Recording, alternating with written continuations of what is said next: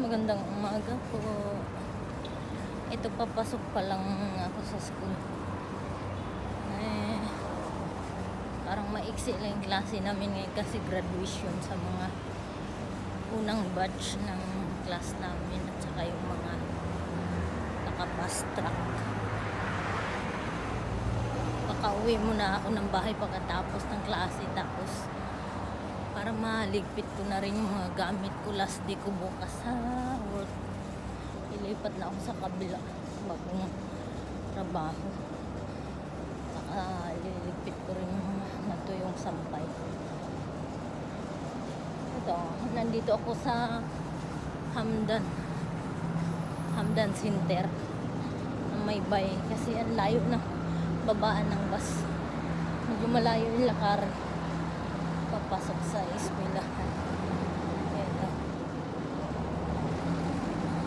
may CG meeting kami mamaya.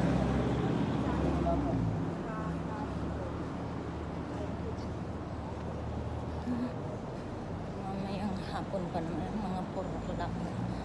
May time pa ako para makapagligpit ng gamit ko.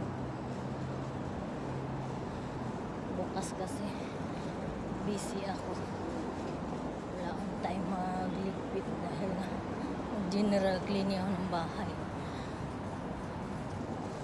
para malinis yung bahay bago ako alis. Bago ko sila iwan, malinis ang bahay.